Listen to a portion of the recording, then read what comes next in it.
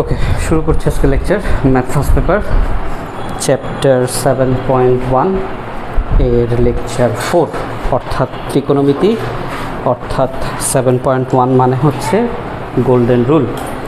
তো আমরা লাস্ট ক্লাসে 4-এর 7 পর্যন্ত কমপ্লিট করেছিলাম। আমরা এরপর থেকে করা শুরু করব। তো 4 নম্বরের বাকি অঙ্কগুলো করার আগে আমরা 7 পর্যন্ত করার পরে আমি মনে হয় 8 করতে দিছিলাম বাসায়। আমি এখানে দেখতেছি যে 6টা উপাদান আমি 8 করতে দিছি ফর শিওর, ঠিক আছে? আচ্ছা, এখন 4-এর 9, 10, 11, 12 এই যে 4টা অঙ্ক আছে, এই 4টা অঙ্কতে আমরা যাব। বাট তার আগে আমরা একটু 5 নম্বর অঙ্কটা করে নিই। 5 নম্বর অঙ্কটা আমরা তাড়াতাড়ি শেষ করে ফেলতে পারবো। এখন 4-এর যে এই অঙ্ক কয়টা, 4টা অঙ্ক, সেইটা আসলে 6-এর 1, 2 এই অঙ্কগুলোর সাথে কানেক্টেড। 6-এর অঙ্কগুলোর সাথে কানেক্টেড, 4-এর লাস্টের 4টা। তো আমরা আগে 5টা শেষ করি, তারপরে আমরা আবার 4-এ বা 6-এ ব্যাক করব। ফাইন, তাহলে 5-এর 1 থেকে শুরু করতেছি। তাহলে প্রশ্ন করি, 5-এর 1 নম্বরে কী দেওয়া আছে? 5-এর 1 নম্বরে দেওয়া আছে যে যদি sec theta is equals to 13/12 হয় এবং তার একটা রেঞ্জ দেওয়া আছে 270 ডিগ্রি থেকে থিটা এর মান 360 ডিগ্রি এর মধ্যে হয়, তবে cosec থিটা এবং tan থিটার মান নির্ণয় করো। এই ধরনের অঙ্ক 5-এ যে কয়টা অঙ্ক আছে, এই ধরনের অঙ্ক করা যাবে দুইভাবে। 1, সরাসরি ত্রিকোণমিতিক সমীকরণ ব্যবহার করে। 2, সরাসরি ত্রিকোণমিতিক জ্যামিতি ব্যবহার করে। ঠিক আছে, দুইটা ওয়েই আমি দেখাচ্ছি।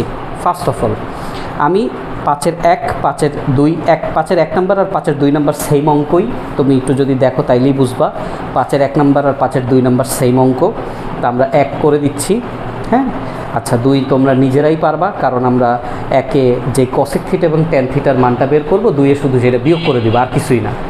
তো 1 নম্বরটা আমরা ত্রিকোণমিতিক সমীকরণ ব্যবহার করে শেখাচ্ছি। 3 নম্বর অঙ্কটাতে যেহেতু এটা বুয়েট অ্যাডমিশনে আসছে, তাহলে এটা ত্রিকোণমিতির সাহায্যেও কীভাবে করা যায়, জ্যামিতির সাহায্যেও কীভাবে করা যায়, দুইটাই আমরা দেখব। ফাইন, শুরু করি। 5-এর 1 দেয়া আছে, তো দেয়া আছে এটাকে আমরা কীভাবে লিখি? গিভেন। ঠিক আছে, given sec theta equals to 13/12 এটা দেয়া আছে। এখন এখান থেকে আমরা cosec থিটার মান বের করব। তাহলে আমরা সমীকরণ ব্যবহার করব। তাহলে তুমি এখন চিন্তা করো sec থিটা থেকে cosec থিটা বা tan থিটা। তো ফার্স্ট অফ অল sec থিটাকে আমরা করতে পারি কি স্কোয়ার। কেন স্কোয়ার করব? কারণ sec স্কোয়ার থিটার সাথে tan স্কোয়ারের একটা সম্পর্ক আছে, সূত্র আছে। তাহলে sec স্কোয়ার করার পরে আমরা সরাসরি এখানে tan স্কোয়ারের সেই সূত্রটা ব্যবহার করব। সেখান থেকে tan স্কোয়ার, সেখান থেকে tan স্কোয়ার, tan এর মান। ঠিক আছে, আবার আমরা tan থেকে sin বা cos এর মান বের করতে পারি, অথবা sec থেকেও আমরা sin বা cos এর মান বের করতে পারি। ঠিক আছে, তাহলে আসল স্টেপগুলো দেখি। ফার্স্ট অফ অল আমরা cos বা tan এর মান বের করি। আগে দেখি আমরা tan এর মানটা বের করি। তো আমরা এখন ইমপ্লাইজ চিহ্নটা ব্যবহার করি, আমরা সবাই জানি। ঠিক আছে, বা কথাটা আমরা লিখি না ইন্টারমিডিয়েটে। So sec square theta is equals to 169/144। So আমরা উভয় পক্ষকে বর্গ করলাম। এখন sec স্কোয়ার থিটা মানে হচ্ছে 1 plus tan square theta equals to 169/144। Then tan square theta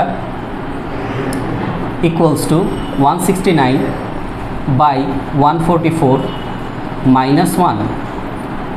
Then tan square theta equals to 169 minus 144 by 144 বা tan square theta equals to 25/144।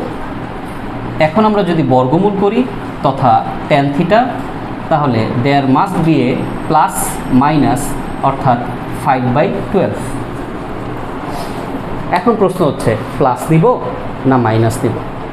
বর্গমূল যেহেতু করেছি, এখন এটা ডিপেন্ড করে আমার প্রদত্ত শর্তের উপরে ভিত্তি করে। তাহলে প্রদত্ত শর্ত আমাদেরকে কি বলছে? প্রদত্ত শর্ত বলছে থিটা এর ভ্যালু 270 ডিগ্রির চেয়ে বড় এবং 360 ডিগ্রির চেয়ে ছোট। তো তোমরা বলো এটা কোন চতুর্ভাগকে রিপ্রেজেন্ট করছে? চতুর্থ। এখন বলো চতুর্থ চতুর্ভাগের মালিককে বা অপারেটর কারা?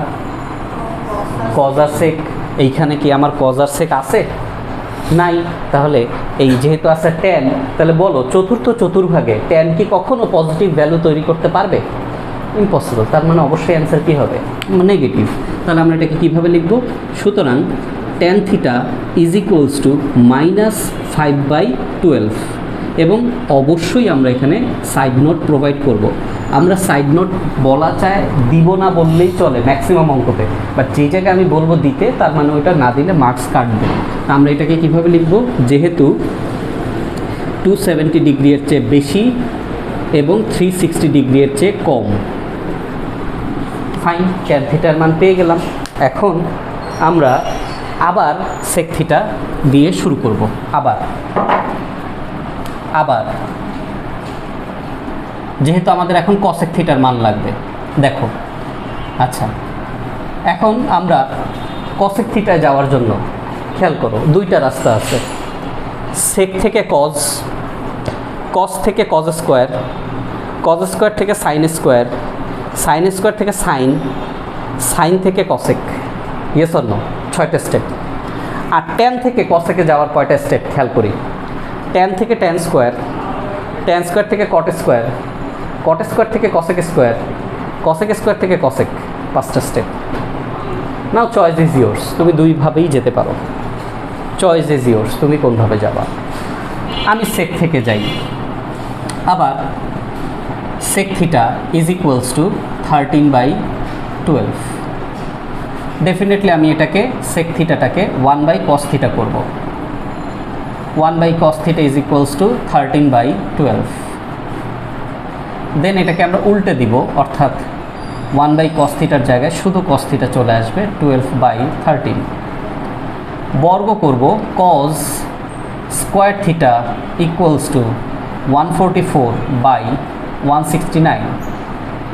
দেন সূত্র অ্যাপ্লাই করব, 1 minus sine square theta equals to 144/169। So পক্ষান্তর করব, তারপরে 1 minus 144/169 equals to plus sine square theta. Then লসাগু হবে 169 minus 144/169 equals to sine square theta. Sine স্কোয়ারটাকে আমরা লেফট সাইডে লিখি, তাহলে sine square theta is equals to again 25/169। এখন আমরা যদি বর্গমূল করি তাহলে আমার এখানে আসবে sign square theta, sine theta is equals to plus minus 5/13। এখন আমরা জানি সাইন থিটার জায়গায় আমরা লিখতে পারি 1/cosec theta is equals to plus minus 5/13। এখন আমরা যদি এটাকে উল্টে দিই, অর্থাৎ শুধু cosec theta is equals to plus minus 13/5। এখন প্রশ্ন আসে আবার প্লাস দিব না মাইনাস দিব? উত্তর সেই, যেহেতু এটা চতুর্থ চতুর্ভাগ এবং যার অপারেটর হচ্ছে কজ এবং সেক, যেহেতু তা উপস্থিত নাই, তাই আমরা অবশ্যই কী নিব? মাইনাসটাকে নিব। অর্থাৎ cosec theta is equals to minus 13/5। এখানেও আমরা ডেফিনেটলি সাইড নোট দিব, যেহেতু 270 degree less than theta less than 360 degree. Okay, এখন এইটা যদি এমসিকিউতে আসে, এত বড় অঙ্ক করার সুযোগ আছে? এমসিকিউতে আসা খুবই স্বাভাবিক এবং আসবে। এই ধরনের অঙ্কই এমসিকিউতে আসে। 7.1 থেকে অঙ্ক সৃজনশীলে কম আসে। তোমরা এমনি বইয়ের দিকে তাকালেই বুঝবা যে কম আসে, এগুলো এমসিকিউতেই আসে। তাহলে দেখো এইটাকে আমরা এমসিকিউতে কত ফাস্ট চিন্তা করতে পারি। তাহলে বলো, এদিকে তাকাই, দেখো আমার যখনই আমরা বলছে sec theta is equals to 13/12, তো সেক থিটা মানে কি বলো? অতিভুজ বাই ভূমি। তাহলে আমি লিখলাম অতিভুজ বাই ভূমি। এগুলো তো তুমি মাথায় চিন্তা করে ফেলবা। যেহেতু আমার 270 ডিগ্রির চেয়ে বড় 360 ডিগ্রির মধ্যে, তার মানে চতুর্থ চতুর্ভাগের কথা বলা আছে। আচ্ছা, তাহলে সেক থিটা মানে হচ্ছে 13/12। তা আমি যদি এখন এখানে একটা চতুর্থ চতুর্ভাগে ত্রিভুজ অঙ্কন করি, চতুর্থ চতুর্ভাগে ত্রিভুজ অঙ্কন করি, তাহলে 13/12, তার মানে অতিভুজ বাই ভূমি। তাহলে অতিভুজ হচ্ছে 13 আর ভূমি হচ্ছে কি বলো 12। এখন আমার কাছে কি চাইছে বলো, ট্যান থিটার মান, হ্যাঁ কি না? এখন আমি এখান থেকে এই 13/12 দিয়ে লম্বের মানটা বের করে ফেলতে পারি না, ইউজিং পিথাগোরাস। তাহলে ট্যান থিটা মানে কি লম্ব বাই ভূমি। তাহলে লম্ব এখানে 12, 5, ভূমি এখানে 12, এবং যেহেতু চতুর্থ চতুর্ভাগ ট্যানের আগে মাইনাস কসেক থিটা বলো অতিভুজ বাই লম্ব। তাহলে অতিভুজ কত এখানে 13, লম্ব কত এখানে 5, চতুর্থ চতুর্ভাগ তাই একটা। বলো কতক্ষণ লাগছে? শর্টকাট তোলো। ওকে ফাইন, তাহলে আমরা 5-এর 2 নাম্বারটাও সেম অঙ্ক। তা আমরা চলে যাচ্ছি 5-এর 3 নাম্বারে। আচ্ছা, 5-এর 3 নাম্বার থেকে আমরা দুইভাবেই করব, একটা অঙ্ক আমরা দুইভাবেই দেখাবো। আচ্ছা, 5-এর 3।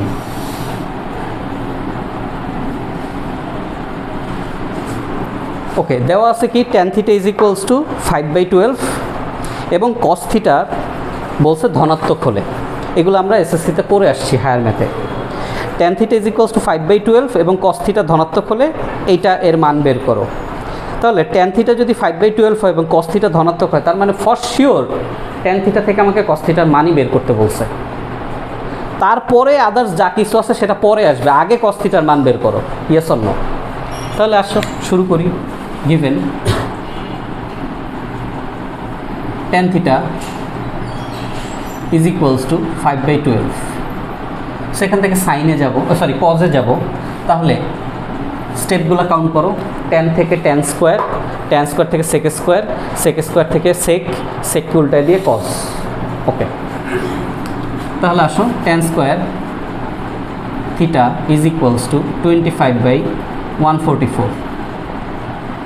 দেন সূত্র sec square theta -1 equals to 25/144।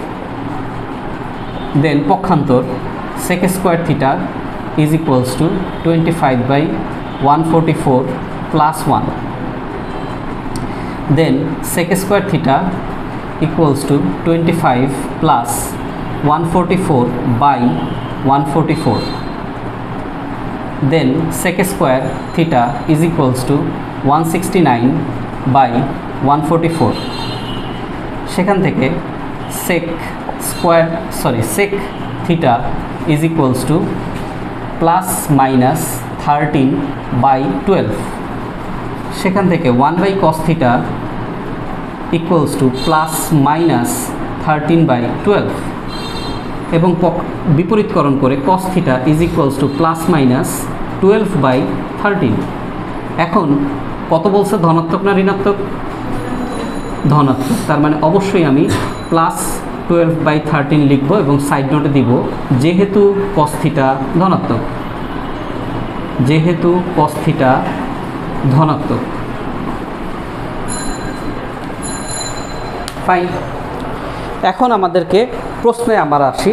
আমরা দেখতে পাচ্ছি আমাদের সাইন থিটার মান লাগবে, কস থিটার মান লাগবে, সেক থিটার মান লাগবে, ট্যান থিটার মান লাগবে। আমরা শুধু কস থিটা বের করছি। Yes or no? তাহলে বলো পরের লাইনেই আমরা যদি কস থিটাকে 1/sec থিটা ইকুয়ালস টু 12/13 লিখি, তাহলে সেক থিটা ইকুয়ালস টু 13/12 বের হয়ে গেল কিনা? তাহলে দুইটা মান অলরেডি, তিনটা মান ডান। একটা ট্যান থিটা আমার লাগবে, প্রশ্নে আছে। কস থিটা আমার লাগবে, প্রশ্নে আছে। সেক থিটা আমার লাগবে, প্রশ্নে আছে। তাহলে এখন বাকি আছে কি? Sine theta. তাহলে সাইন থিটা আমরা করে ফেলি যে আমরা আবার ট্যান থিটা দিয়ে শুরু করব। Tan theta is equals to 5/12। যেহেতু tan theta sine theta by cos থিটার কম্বিনেশন, তাই কস থিটার মান জানা থাকলে সাইন থিটা ডেফিনেটলি জানা থাকবে। তাহলে আমরা সাইন থিটা আগে আড়াআড়ি গুণ করি। Sine theta is equals to 5/12 into cos theta. সবাই এই জায়গাটায় ভুল করে, তো বুঝি। এইখানে কস থিটা কোথায় আছে? হরে। সে যদি আর গুণ হয়ে ডান পাশে চলে যায় তাহলে সে কোথায় যাবে? লবে। অনেকেই হরে কস থিটা থাকা সত্ত্বেও বা হরে কোনো কিছু থাকা সত্ত্বেও যখন ভগ্নাংশের অঙ্ক করি অপোজিট পাশে নিয়ে গেলে সেটাকে উল্টে দেয় ভুলে। কেন? এটা বোঝার দরকার আছে। মনে হতে পারে সিলি জিনিস, বাট বোঝার দরকার আছে। আমি a into B is equals to C করছি, তুমি পরের লাইনে easily a is equals to C by B লিখো, এটাই তুমি অভ্যস্ত। Yes or no? কিন্তু তোমার যদি এরকম থাকে a by B is equals to C by D, আরও মজার ব্যাপার দেখাই। ধরো a by B by E, আমরা এখন এরকমই অঙ্ক করব। a by B by E is equals to C by D. তাহলে তুমি বলো a is equals to C by D into B by E হওয়ার কথা নাকি C by D into E by B হওয়ার কথা? Definitely B by E. অর্থাৎ এটাকে যদি আমি শুধু হর হিসেবে কনসিডার করি তাহলে এটা হর থেকে সরাসরি এর লবের জায়গায় বসে যাবে। কিন্তু ম্যাক্সিমাম সময় ভগ্নাংশের নিচে ভগ্নাংশ থাকলে সেটাকে সাইড পরিবর্তন বা মাল্টিপ্লিকেশনের ক্ষেত্রে অনেকে এটা উল্টায় দেয়। এটা ভুল কইরো না, তার মানে এটা হবে না। ঠিক আছে, ওকে ফাইন। তাহলে আমরা এখন কস থিটার মান বসিয়ে দিতে পারি 5/12, এবং কস থিটার মান কত? কস থিটার মান হচ্ছে 12/13। তাহলে 12 কাটাকাটি গেলে সাইন থিটার মান দাঁড়ায় 5/13। ঠিক আছে, আচ্ছা ফাইন। তাহলে এখন আমরা কি করব? আমাদের প্রদত্ত রাশি মান নির্ণয় করতে বলেছে, সো আমরা প্রদত্ত রাশি লিখব। প্রদত্ত রাশি, তো প্রদত্ত রাশি কি? Sine theta plus cos, sine theta plus cos minus theta divided by sec minus theta plus tan theta. খুবই সহজ অঙ্ক, যোগ বিয়োগ। তো আমরা বুঝতেছি এখানে আমার প্রথম কাজ কী করতে হবে? মাইনাস থিটার কাজটা। অ্যাবজর্ব করতে পারলে ভ্যানিশ হবে, অ্যাবজর্ব করতে না পারলে সামনে চলে আসবে। এবং এখানে কজ আছে, সেক আছে, দুইটাই মাইনাস অ্যাবজর্ব করতে পারে। তাই আমার মাইনাস নিয়ে আর কোনো হেডেক নেওয়ার দরকার নাই, আমরা সরাসরি মাইনাসটাকে ভ্যানিশ করে দিতে পারি। নাও আমরা এখন মান বসাবো। সাইন থিটার মান কত? 5/13। কস থিটার মান কত? 12/13। সেক থিটার মান কত? 13/12। ট্যান থিটার মান কত? 5/12। তো খুবই ইজি লসাগু। 5 + 13/13, 13 + 5/12, তাহলে এখানে দাঁড়াচ্ছে 17/13, আর এখানে দাঁড়াচ্ছে 12/17। আমি একবারে নিচেরটাকে উল্টে দিয়েছি, তো 17 কাটাকাটি গেলে 12/13। এটা হচ্ছে আমাদের অ্যান্সার। ঠিক আছে,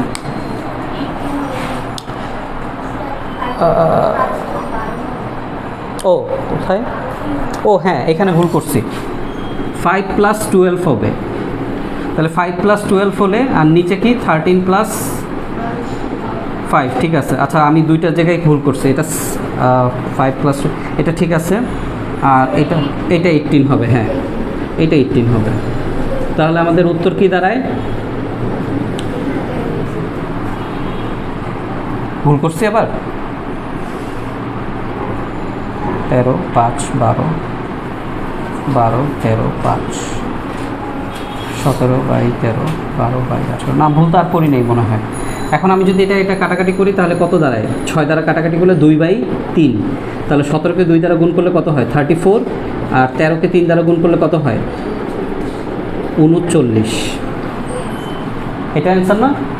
ওকে ঠিক আছে, তাহলে এটাই অ্যান্সার। আচ্ছা, এখন হচ্ছে জ্যামিতিক পদ্ধতি বা বিকল্প পদ্ধতিটা দেখাবো, যেটা অলরেডি এমসিকিউর জন্য শর্টকাট পদ্ধতি হিসেবে দেখায় ফেলছে। এখন কোশ্চেন হচ্ছে স্যার কোনটা করব? দুইটা করলেই হবে, তবে স্যাররা এইটা বেশি পছন্দ করে, বড় দেখে। ঠিক আছে, বাট এমসিকিউর জন্য আমার শর্টকাট লাগবে। আচ্ছা, এটা কিভাবে লিখব? শুরু করি। দেয়া আছে tan θ ইজ ইকুয়ালস টু 5/12। ঠিক আছে, এবং আরেকটা জিনিস বলা আছে, বলো তো cos θ ধনাত্মক, তাহলে cos θ ধনাত্মক কোথায় কোথায়? প্রথম আর চতুর্থ। তাহলে এইখানে এই কথাটা লিখব, এবং cos θ ধনাত্মক। এরপর আমাকে লিখতে হবে প্রদত্ত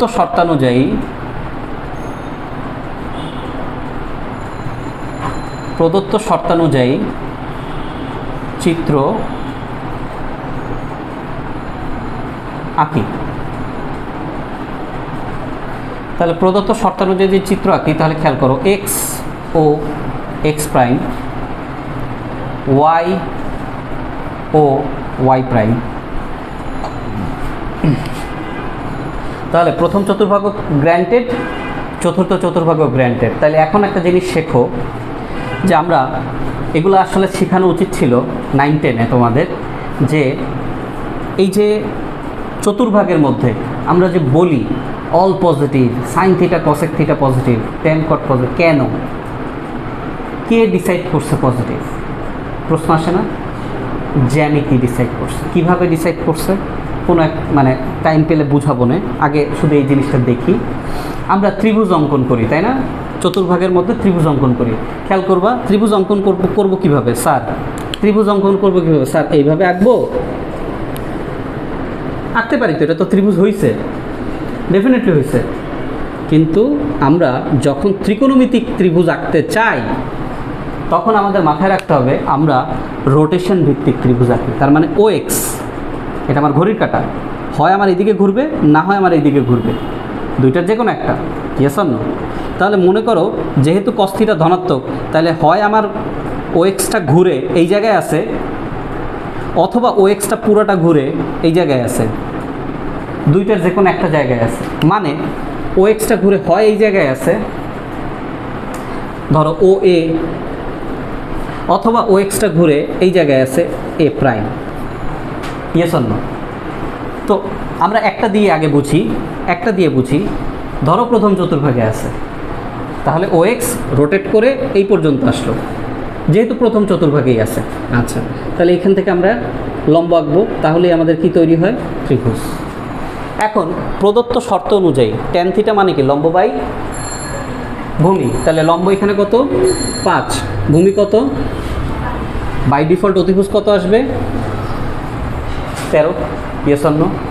আচ্ছা ফাইন, তাহলে এটা চতুর্থ চতুর্ভাগের ক্ষেত্রে প্রযোজ্য।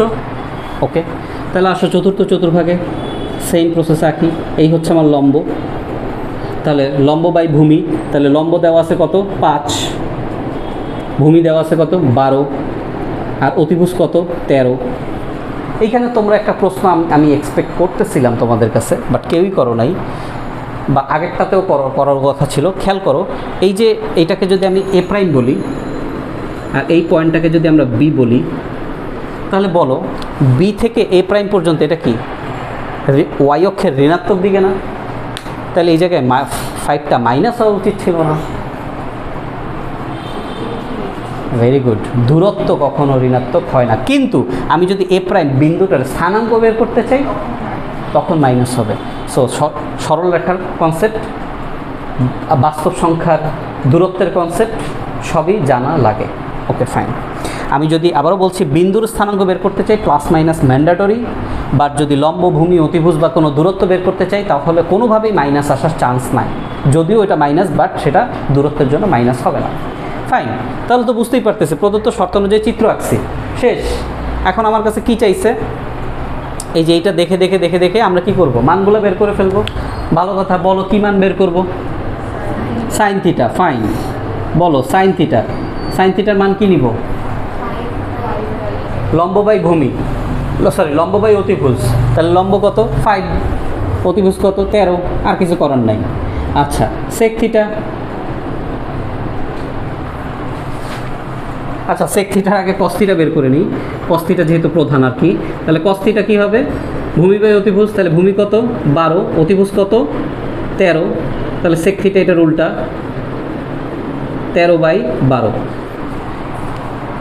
শর্ত লিখলাম, চিত্র বুঝে আঁকলাম, অ্যান্সার বের করলাম, এরপরে আবার এইটুকু অংশ করলে আমার অঙ্ক শেষ, হ্যাঁ কি না?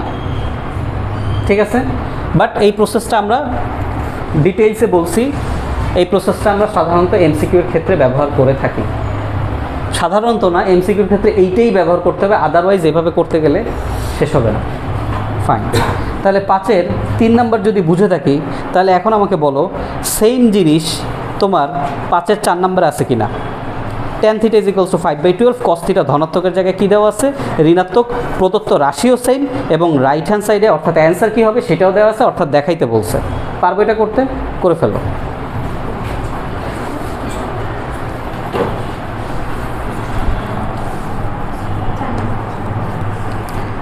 আচ্ছা, সো আমরা 5-এর 5 নাম্বারটায় যাচ্ছি। দেখো 5-এর 3 নাম্বারটাতে আমরা শর্টকাটে বিকল্প পদ্ধতিটা দেখাইলেও 5-এর 5 নাম্বারটা আমরা বড় করে বিকল্প পদ্ধতি দেখাবো এবং আমাদের যে ত্রিকোণমিতিক সমীকরণ সেটাও দেখাবো। কেন? কারণ 5-এর 5 নম্বর অঙ্কটা বারবার আসছে। ঠিক আছে, ওকে, আসো তাহলে 5-এর 5 দেয়া আছে sin θ = 5/13। প্রশ্নে বলেছে দেখাইতে হবে যে কোনো কিছু ধনাত্মক ঋণাত্মক বলে নাই, একটা রেঞ্জ দেওয়া আছে এবং দেখাতে হবে tan θ, sec θ, cot θ, cosec θ। তো স্বাভাবিকভাবেই আমার এই মানগুলো এখন বের করতে হবে। তাহলে তুমি চিন্তা করো, আমার কাছে sin θ দেওয়া আছে, তাহলে বলো আমার কাছে cosec θ লাগবে, তাহলে এর চেয়ে সহজ আর কী হইতে পারে? আমরা sin θ এর জায়গায় কী লিখব? 1/cosec θ, cosec θ = 5/13। সুতরাং cosec θ = 13/5। শেষ। আবার আমরা sin θ থেকে আমরা দেখতে পাচ্ছি প্রশ্ন পড়ে আমাদের sec θ লাগবে। এখন tan θ, cot θ, দেখো আমি যদি এখন sec θ বের করতে পারি sin θ থেকে সামহাউ, তাহলে বলো আমি tan θ বের করে ফেলতে পারবো না? ওকে, আমি cot θ বের করে ফেলতে পারবো না? এখন সব বাদ দাও, আমি আরেকটা জিনিস বলি, যদি আমি sin θ থেকে sec, tan, cot কিচ্ছু বের করবো না, আমি শুধু বের করবো cos, তাহলে দেখো sin θ থেকে cos θ বের করা মানে কি বাকি তিনটা আমি অটোমেটিকলি বের করতে পারবো। সো আমি কথাগুলো বলতেছি এই কারণে যে তুমি প্রশ্ন পড়ে বারবার পড়ে ডিসিশন নাও তুমি কোনভাবে যাবা। আমি এখানে সবগুলা sin θ থেকে tan θ যাওয়া যায়, sin θ থেকে cot θ যাওয়া যায়, sin θ থেকে sec θ যাওয়া যায়, বাট যাবো কি না ডিসিশনটা আমার কাছে হবে, অবশ্যই অঙ্ক হবে। ফাইন, শুরু করি। আবার sin θ = 5/13। তো এখন আমরা cos θ যাব। তো cos θ যাওয়ার জন্য আমাকে এটা বর্গ করতে হবে। sin² θ = 25/169। দেন আমরা সূত্র প্রয়োগ করব, 1 - cos² θ = 25/169। দেন পক্ষান্তর করব, 1 - 25/169 = cos² θ। দেন 169 - 25/169 = cos² θ। দেন cos² θ = 144/169। তাহলে এখন আমরা এখানে cos শুধু বর্গমূল করব, cos θ = ±12/13। কোশ্চেন হচ্ছে প্লাস দিব না মাইনাস দিব, ডিপেন্ড করতেছে আমার কি প্রদত্ত রেঞ্জের উপরে। বলো প্রদত্ত রেঞ্জ কোন চতুর্ভাগকে রিপ্রেজেন্ট করে?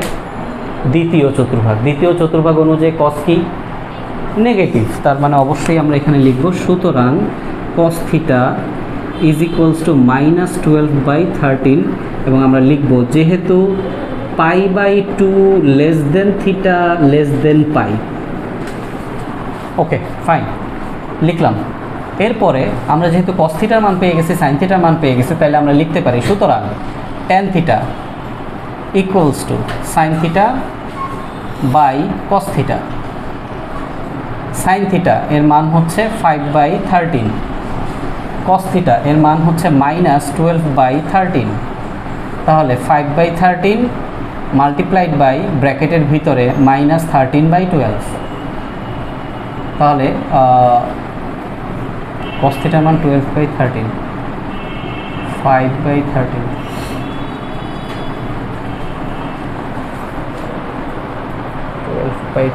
ভুল করছি কোথায়?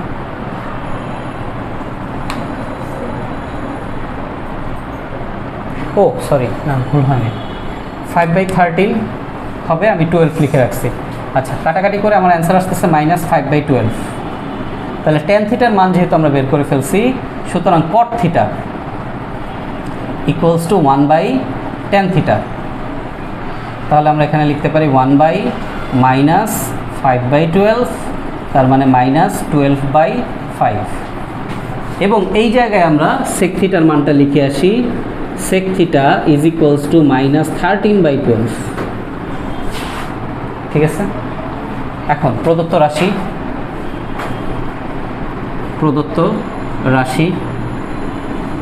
তো প্রদত্ত রাশি কি? প্রদত্ত রাশি হচ্ছে, সরি প্রদত্ত রাশি না, লেফট হ্যান্ড সাইড যেহেতু প্রমাণ করতে বলছে, লেফট হ্যান্ড সাইড হচ্ছে tan theta plus sec minus theta, tan theta plus sec minus theta divided by cot theta plus cosec minus theta, cot theta plus cosec minus theta. তাহলে এখানে sec minus absorb করবে, cosec absorb করতে পারবে না, তাই সামনের প্লাসটাকে minus করবে। অর্থাৎ tan theta plus sec theta divided by cot theta minus cosec theta. So মান বসাই দিব, অঙ্ক শেষ। tan থিটার মান কত? tan থিটার মান হচ্ছে -5/12। sec থিটার মান কত? sec থিটার মান হচ্ছে +-13/12। cot থিটার মান কত? cot থিটার মান হচ্ছে -12/5 অ্যান্ড tan থিটার cosec থিটার মান হচ্ছে শুধু 13/5। তো আমরা যদি এখন লবে লসাগু করি, তাহলে মাইনাসটা সামনে রেখে দিলাম, তাহলে এখানে 5 + 13, মাইনাসটাকে সামনে কমন নিয়ে রাখছি, ডিভাইডেড বাই হচ্ছে 12, এবং এখানেও আমি মাইনাসটাকে সামনে যদি কমন নিয়ে রাখি, তাহলে 12 + 13 ডিভাইডেড বাই 5। আচ্ছা, তাহলে এখানে মাইনাস থাকতেছে আমার 18/12 অ্যান্ড মাল্টিপ্লাইড বাই, এখানে থাকছে -5 যেহেতু, সো 5 ডিভাইডেড বাই এখানে কত আসতেছে? 25। ওকে, তাহলে এখানে আমরা দেখতে পাচ্ছি মাইনাসে মাইনাসে প্লাস হচ্ছে, 6 দ্বারা কাটাকাটি করলে 3/2 হচ্ছে, আর এখানে হচ্ছে 1/5, রাইট? তাহলে এখানে আমার কত দাঁড়ায়? 3/10, কিন্তু এটা তো অ্যান্সার, হ্যাঁ এটাই answer. So this is hour right hand side, এটাই অ্যান্সার। এখন তোমাকে যদি বলি, আগের যে 5-এর 3 নম্বর অঙ্কটাতে আমরা যে হঠাৎ করে ঠাস করে অতিভুজের মান লিখে ফেলছি, তুমি কি ওইভাবে অতিভুজের মান লিখতে পারবা না? তোমাকে প্রপার বর্ণনা দিয়ে লিখতে হবে, জ্যামিতিক পদ্ধতিতে করতে গেলে। তা আশা করি সেটা পারবা। ওই জিনিসটাই ওইখানে মিস ছিল। আমরা এখানে ঠাস করে অতিভুজের মানটা লিখে দিচ্ছি, বাট ওইখানে ত্রিভুজ, এবিসি, পিথাগোরাস উপপাদ্য প্রয়োগ করে পাই, ও ভূমি লম্ব দেওয়া আছে, অতিভুজের মান হবে এটা, এইভাবে স্টেপ বাই স্টেপ যেতে হবে। বুঝাতে পারছি? ওইটুকু জিনিস আগের অঙ্কটাতে মিসিং ছিল, সো ওইটা রিপিট না করি। Okay fine. তাহলে এটা যেহেতু হয়ে গেছে আমাদের, তাহলে আমরা 4-এ ব্যাক করি। তাহলে 5 কমপ্লিট আমাদের পুরোপুরিভাবে। দেখি 5 কমপ্লিট আমাদের পুরোপুরিভাবে। তাহলে আমাদের উদাহরণে কিছু আছে কি না, যেটা আমাদের ওকে ফাইন। উদাহরণে 1 নাম্বার দেখি। উদাহরণ 1 বলো, উদাহরণ 1 দাগ দাও। উদাহরণ 1 কি আমাদের অনুশীলনীর 1-এর সাথে কানেক্টেড কিনা বলো। আচ্ছা, উদাহরণ 2 বলো, উদাহরণ 2 কি আমাদের অনুশীলনী 4-এর সাথে কানেক্টেড কিনা। আচ্ছা বলো, উদাহরণ 3, উদাহরণ 3 কি আমাদের এই 5 নম্বরের সাথে কানেক্টেড কিনা। তাহলে উদাহরণ 1, 2, 3 কিন্তু আমাদের শেষ। কথা কি বুঝাতে পারছি? সো উদাহরণ কিন্তু মাস্ট, কারণ দেখো তুমি উদাহরণের অঙ্কগুলো ম্যাক্সিমাম টাইমেই আসে। ফাইন। সো আমরা 4-এ ব্যাক করি। 4-এর 9 নাম্বার, 4-এর 9 নাম্বার। তাহলে 4-এর 9 নাম্বার। সো এখানে এখন আর ডিটেলস বোঝানোর কিছু নাই। 4-এর 9 নম্বরে কী দেওয়া রয়েছে? cos square 25 degree plus cos square 35 degree plus cos square 45 degree plus cos square 55 degree plus cos square 65 degree 10 করে বাড়তেছে। বাট একটু গণনা করি, 1 2 3 4 5 থাকার কথা কি ছিল? জোড়ায়, বাট জোড়ায় নাই। যখনই তুমি দেখবা জোড়ায় নাই এই ধরনের অঙ্ক, তার মানে কোথাও না কোথাও কোনো না কোনোভাবে একটা অঙ্কের মান ডিরেক্টলি আছে, একটা জায়গার মান ডিরেক্ট আছে 45। শুধু সবসময় 45 হবে এমন কোনো কথা নাই। ধরো এটা 135 হইল, কজ স্কোয়ার 135, কথার কথা। যা আমি ক্যালকুলেটর প্রেস করলে ডিরেক্টলি আমার পরিচিত মান পাবো। কী কী আমার পরিচিত মান কী কী? 0, 1, হাফ, -1, 1/√3, √3/2, শুধু √3, রাইট, শুধু √2, এগুলো কি আমার পরিচিত মান কিনা? অর্থাৎ আমি যে 30টা মান জানি, সেই 30টা মানের মধ্যে কোনো একটা মান আমার যখন এরকম বিজোড় সংখ্যক থাকবে, তার মানে কোনো একটা মান এখানে সরাসরি বসবে। এটা যে শুধু 45 ডিগ্রি, 30 ডিগ্রি, 60 ডিগ্রি হবে তা না, এটা 135 ডিগ্রি, 225 ডিগ্রি, 250 ডিগ্রি, এরকমও হইতে পারে। ফাইন। তো এখন আমরা একটা জিনিস বুঝতেছি, খেয়াল করো, দেখো এটার মান 1 হয়ে যাবে, সিম্পল। তাহলে এখানে আছে কত? 25, এখানে আছে কত? 65। তাহলে তুমি দেখো 90 থেকে 65 বিয়োগ, 90 থেকে 25 বিয়োগ দাও, 65 হয় কিনা? 90 থেকে কি বিয়োগ দিতে বলছে? 25, তাহলে কি হয়? 65 হয়। তার মানে এই 65 জায়গায় আমি 90 বিয়োগ 25 লিখতে পারি। তাহলে 90 লেখার সাথে সাথে কজ স্কোয়ারটা কী হয়ে যাবে? কারণ 1 × 90, হ্যাঁ কি না? এখানে আছে কত? 35, এখানে আছে কত? 55, 90 বিয়োগ 35 মানে কত? তাহলে বুঝতেই পারতেছো, এটাও সাইন স্কোয়ার হবে, এটাও সাইন স্কোয়ার হবে। তুমি চাইলেও এটাকে পরিবর্তন, হ্যাঁ এটাও চাইলে তুমি পরিবর্তন করতে পারবে। কীভাবে বলো তো? তুমি এখানে 90 বিয়োগ 65 দাও, এটাও তুমি কী করতে পারবা? সাইন স্কোয়ারে কনভার্ট করতে পারবা। এটাকে তুমি 90 বিয়োগ 55 দাও, নাও চয়েস ইজ ইয়োর্স। আমরা সাধারণত ছোটোগুলোকে, ক্ষুদ্রগুলোকে জায়গা মতো রেখে বড়গুলোকে চেঞ্জ করি। ফাইন। তাহলে খেয়াল করো, আমরা cos square 25 degree plus cos square 35 degree জায়গা মতো রাখলাম, প্লাস তারপরে 1 লিখলাম। 1 কেন? কজ স্কোয়ার 45 ডিগ্রি এর মান, বেসিক্যালি কজ 45 ডিগ্রি এর মান 1, তার স্কোয়ার মানে 1ই। আচ্ছা, তাহলে কজ 55 ডিগ্রি এর, সরি ভুল হয়েছে, কজ 45 ডিগ্রি এর মান হচ্ছে 1/√2, আর তার উপরে স্কোয়ার মানে হচ্ছে 1/√2 এর উপরে স্কোয়ার। tan 45 ডিগ্রি এর মান হচ্ছে 1, ভুল হয়েছে আমার। আচ্ছা, তাহলে এখন cos 55 ডিগ্রিকে আমরা কীভাবে লিখব? cos 55 ডিগ্রিকে লিখবো আমরা 1 × 90 - 35 ডিগ্রি, এবং স্কোয়ারটাকে কী করব? সবার বাইরে লিখব। কারণ আমরা জানি স্কোয়ারের কারণে যদি আমার মাইনাস প্রডিউস হয়ও, তাহলে সেই মাইনাসটাকে স্কোয়ারটা প্লাস করে দিবে। দ্যাটস ওয়াই আমরা স্কোয়ারটা বাইরে লিখব, কারণ ওটাও লজিক্যাল যে বাইরে লেখা যায়। ওকে, আচ্ছা, তারপরের অংশটা cos 65টাকে আমরা কীভাবে লিখব? 1 × 90 - 25 ডিগ্রি হোল স্কোয়ার। ফাইন। এখন cos square 25 degree plus cos square 35 degree plus 1/2 plus 1-এর কারণে cos will be sine 35 degree বসে যাবে, প্রথম চতুর্ভাগ বিধায় কোনো চিহ্নের পরিবর্তন নাই, স্কোয়ারও বসে যাবে। তারপরে 1-এর কারণে cos উইল বি সাইন সূক্ষ্মকোণ 25 ডিগ্রি বসে যাবে, এটাও প্রথম চতুর্ভাগ, তাই চিহ্নের কোনো পরিবর্তন নাই, স্কোয়ার বসে গেল। এখানে সরাসরি বসায় দিলাম। তাহলে cos স্কোয়ার 25 এর সাথে সাইন স্কোয়ার 25 এবং cos 35 এর সাথে cos স্কোয়ার 35 এর সাথে সাইন স্কোয়ার 35 যদি পাশাপাশি লিখি, পাশাপাশি লেখার প্রয়োজন নাই, তুমি চাইলে লিখতে পারো। আমরা 1 + 1 + হাফ লিখে দিতে পারি না? তাহলে আমার উপরে কত আসে? যোগ বিয়োগ করলে 5/2। This is our answer. Okay, আচ্ছা, এরপরে 4-এর 10, 4-এর 11, ভালো মতো করে বুঝো। 4-এর 11 নম্বরে বিকল্প পদ্ধতি আছে, এবং আমরা 4-এর 10, 4-এর 11 এবং 12 নম্বর অঙ্ক বিকল্প পদ্ধতিতেই করব। বাট তার আগে 4-এর 10 নম্বরটা বোঝো। দেখো অনেক বড়, 4-এর 10 নম্বরটাতে কি রয়েছে? সাইন স্কোয়ার, এটা সোজা, sine square 10 degree plus sine square 20 degree plus sine square 30 degree plus dot dot dot plus sine square 80 degree. এখন প্রশ্ন হচ্ছে মাঝখানের ডট ডটের জায়গায় কি বসবে? আমরা তো ধারা জানি, রাইট? ধারা শিখেছি, তাহলে বলো ধারার কনসেপ্ট অনুযায়ী বলো তোমার কি মনে হয় মাঝখানে কি বসা উচিত ডট ডটের জায়গায়? সাইন স্কোয়ার 30 ডিগ্রির পরে কি বসা উচিত? Sine square 40 degree, sine square 50, sine square 60, sine square 70, sine square 80। Yes or no? তাহলে এখন আসো 3টা স্টেপ বোঝো, মনোযোগ দাও।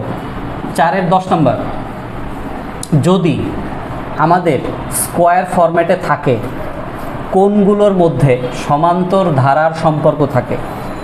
আবারও প্রশ্নটা করছি, যদি আমাদের স্কোয়ার ফরম্যাটে থাকে, সেটা সাইনে থাকুক, কস থাকুক, ট্যান থাকুক, সেক থাকুক, যেই থাকুক না কেন, স্টেপ 1 কি থাকতে হবে? স্কোয়ার ফরম্যাট, স্কোয়ার ফরম্যাটে থাকতে হবে। ওকে, নাম্বার 1। নাম্বার 2, সমান্তর ধারা কোণগুলো কি ফরম্যাটে থাকতে হবে? সমান্তর ধারা, ছোটোবেলা যা শিখে আসছি কোনো কিছুই ফেলনা না। সমান্তর ধারা ফরম্যাটে যদি থাকে, কে? কোণ। সমান্তর ধারা ফরম্যাটে যদি থাকে কোণগুলো, তাহলে আমরা 2টা স্টেপে অঙ্ক করতে পারি। এই 2টা শর্ত যদি পালন করে তাহলে 2টা স্টেপ, মানে আমি যে 2টা স্টেপের কথা বলতেছি, 2টা পদ্ধতির কথা বলতেছি, সেই 2টা পদ্ধতিই এই 2টা শর্ত পূরণ করতে হবে। আচ্ছা, এখন প্রশ্ন হচ্ছে, তুমি বলো এইখানে তো বুঝতেই পারতেছি 10 থেকে 80 পর্যন্ত যদি আমি এই গ্যাপগুলা ফিল আপ করে লিখি তাহলে 8টা এলিমেন্ট থাকি না? 10, 20, 30, 40, 50, 60, 70, 80। এটা কি আমার সহ্যের মধ্যে আছে, আমার লিমিটের মধ্যে আছে। যদি আমার এরকম সহ্যের মধ্যে, লিমিটের মধ্যে, খাতার মধ্যে থাকে, তাহলে আমরা এগুলোকে, বাকি রাশিগুলোকে লিখে অঙ্ক করতে পারি। 10টা পর্যন্ত আমরা এটা করব। কিন্তু যদি এখন এখানে 30টা হয়ে যায়, তখন কি করা যাবে? না, তখনকার জন্য আরেকটা পদ্ধতি আছে। তাহলে আসো আগে ফার্স্ট পদ্ধতিটা শিখি। তাহলে এখানে আমরা দেখলাম যে এটা স্কোয়ার ফরম্যাটে আছে এবং কোণগুলো সমান্তর ধারার ফরম্যাটে আছে, এবং এর ভিতরে আননোন যে রাশিগুলো, সেগুলোকে যদি আমি বসাই, হুইচ ইজ অবভিয়াসলি কারেক্ট, এবং সেটা কি আমার লিমিটের মধ্যে আছে, সেটা কি আমার লিমিটের মধ্যে আছে, তাইলে আমি সেটা বসাবো। তাহলে আসো, sine square 10 degree plus sine square 20 degree plus sine square 30 degree plus sine square 40 degree plus sine square 50 degree plus sine square 60 degree plus sine square 70 degree plus sine square 80 degree লিখলাম। তাহলে তোমরা বলো এইখানে কি আমার 4 জোড়া আছে না?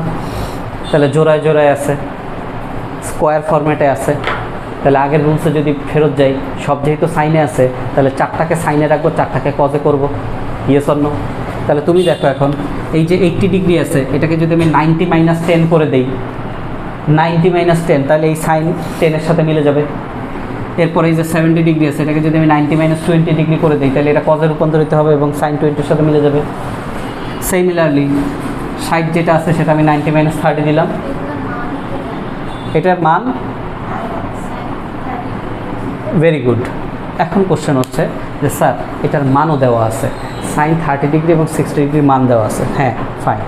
যদি আমার এরকম মান দেওয়া থাকে, আমি মান সরাসরি বসাতে পারি। যেমন এই জায়গায় আমার কি আছে, সাইন স্কোয়ার 30 ডিগ্রির মান হাফ, আমি সরাসরি বসালাম। সাইন স্কোয়ার 60 ডিগ্রির মান √3/2, আমি সরাসরি বসালাম।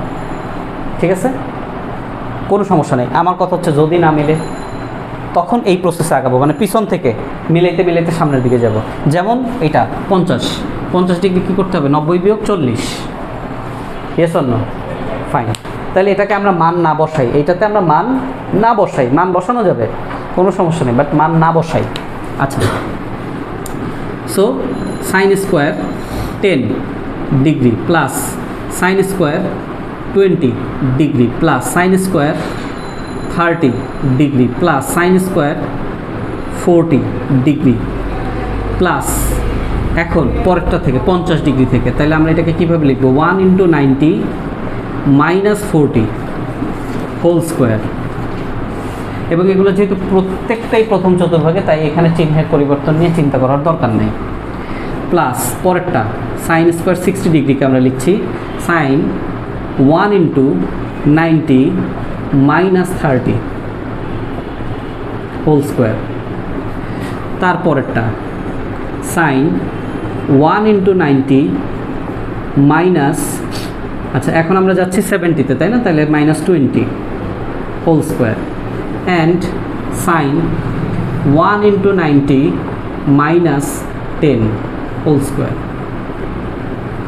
ঠিক আছে, ফাইন। তাহলে আমরা বুঝতেই পারতেছি কোনটা কি চেঞ্জ হবে।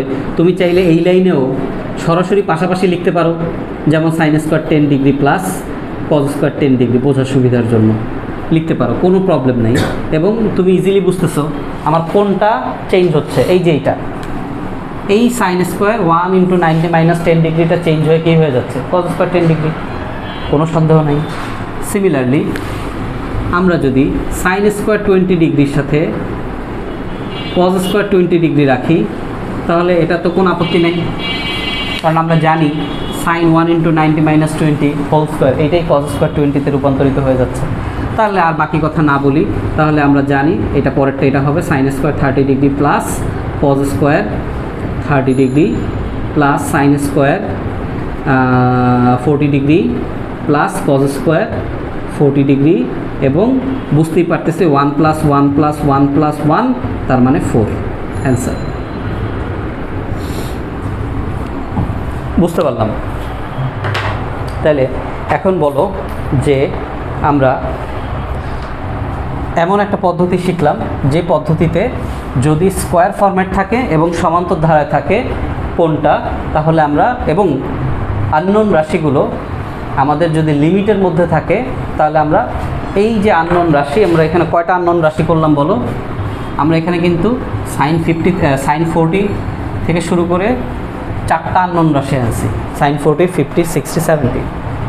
তাহলে এই 4টা আননোন রাশি আমরা নিজে নিয়ে এসে অঙ্ক করছি, হুইচ ইজ কারেক্ট। প্রবলেম হচ্ছে স্যার এখন যদি এখানে 20টা 30টা থাকে তখন কি করব? সো তখনের এই যে প্রসেসটা, এটা আমরা নেক্সট দিন শেখাবো। ঠিক আছে, এই পর্যন্ত আমাদের আজকের ক্লাস থাকবে। ওকে, ঠিক আছে।